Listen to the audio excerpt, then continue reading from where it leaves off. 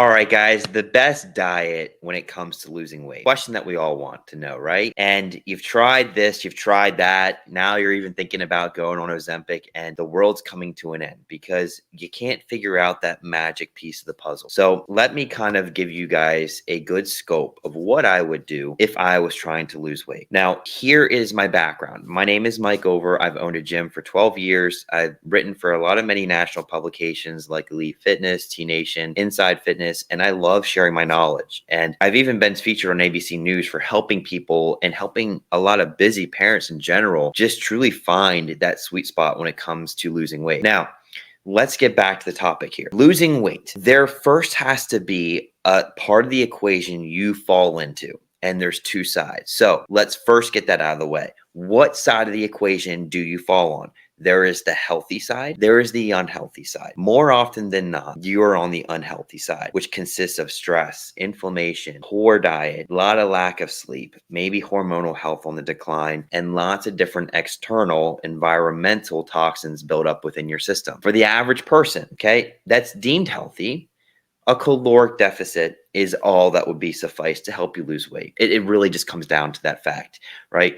If you are a healthy individual, it does come down to more so calories in versus calories out. So you can do whatever pleases you, but I will say the best piece of advice I can give a healthy individual is let's just do something that you know you can be consistent with. The last thing that you want to do is something that you don't enjoy or becomes problematic with disruption of your everyday life. You want to do fasting, but yet then you can't ever go out to eat meals with your friends and family. So that becomes a problem. And over time, you then end up what?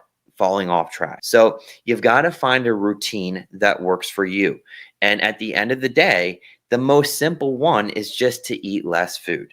So if your maintenance, say, is 2,000 calories for the average male, about 190 pounds, relatively active, then you want to be in a slight deficit, 1,600, maybe 10%, maybe a little bit more. And you can do that, then fill in the gaps from the macros of your protein and your carbs. Make sure that you know your protein stays the same. So your goal and body weight per grams a day, right? So if you want to be a lean 180, you're getting 180 grams of protein.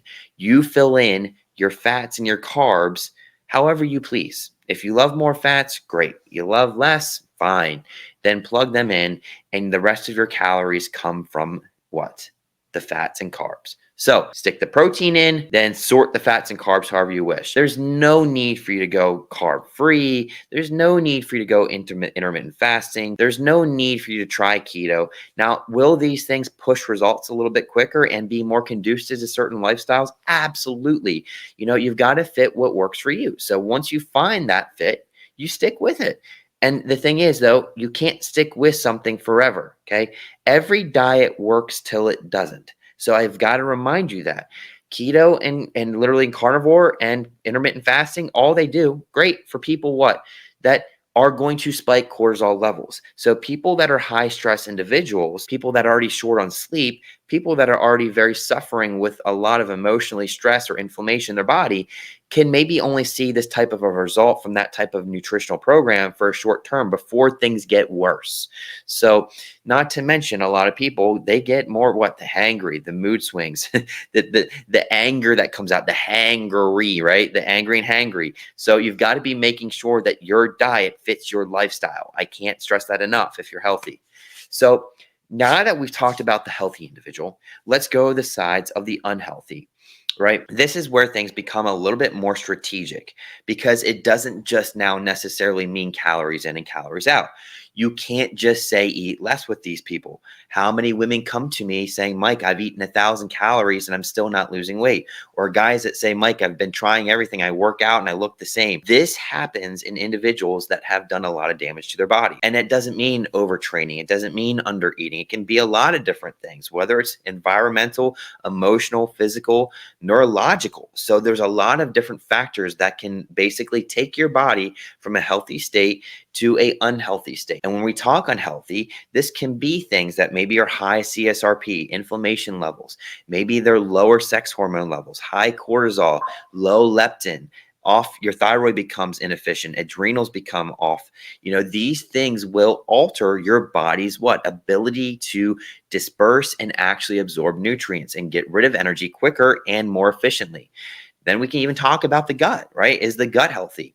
If that's not healthy, it's obviously over 60% of your immune system. Your immune system's weak, then yeah, you're going to suffer, because who loves to eat food when their gut's a mess anyway? So the unhealthy population have to take a certain route. And that route nutritionally has to be different from the healthy. And what you need to do first to start off is, number one, clear inflammation. So I find the best diet for those individuals to be in sense of starting out, now not staying there, but in a more low FODMAP or a unprocessed diet high and rich in vitamin A, vitamin D, and lots of essential nutrients that will help pull out inflammation. Once you can calm the body down, get inflammation out, you can begin working into a diet and nutritional program that works to not put you into a deficit yet. Because you've got to remember, your body was been years in tragic, basic horror of making it very difficult for you to get where you wanted to go. So just a little bit of some low FODMAP and inflammation dieting is not going to really solve the problem. It's a good starting point, but you can't then jump and be like, oh, okay, I did a little bit of this, let's get going, and now I'm really hard on my diet. No, you've now got it, the first piece of the puzzle in. The second piece begins when you have to now begin to what? Feed the body. Feed it what it needs. Begin regulating glucose. Glucose is an important factor of the body, because if you're not actually using insulin correctly and it's going up when you eat, coming back down post 2-hour prandial, then you become a little bit more inefficient at what you're trying to do with nutrient dispersion. So your body efficiently has to get into mTOR in stages of life, which are going to be using cells for energy production, and then has to also get down into AMPK, where we begin using fat for energy, right? So your body has to get these two levels. And the struggle is whenever you get too much mTOR or too much AMPK. So what we do in Revive helps our body first clear the inflammation. Boom, great. Then we get the body to be fed up while controlling insulin in the gut, working through blood glucose, working through feeding the body efficiently with certain ways of helping getting nutrients flood into the system.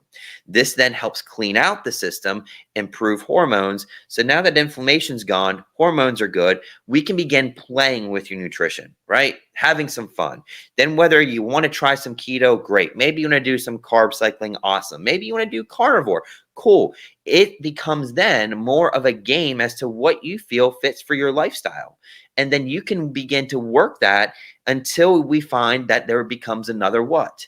A sense of what? Resiliency, something that becomes more consistent over time and bounces back. Your body will adapt to it. So we now have to change. So that becomes a different then cycle of nutrition that we have to then incorporate, whether it's functioning the body, fasting the body. So when you have the big understanding statement, because we're wrapping up on this video, between the best diet, it's number one, the one that you can be consistent with. Number two is one that you know your body can sustain and do, hence what you're deemed necessarily healthy. So if you're healthy, great, play with yourself. If you're not, then you got to work your body first before you can have some fun and play with the diet variations.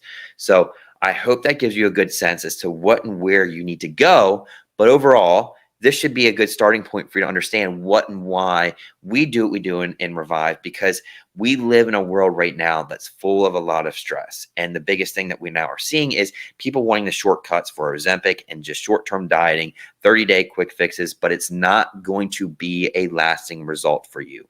It will come down with an evil crash, and you'll message me saying, why is this not working anymore? And we have to undo the damage, which becomes another step in the process. So hopefully this, guys, makes some sense to you, but the best diet is not what everybody else is doing. It's what works for your own system. All right. God bless. Hope this helps.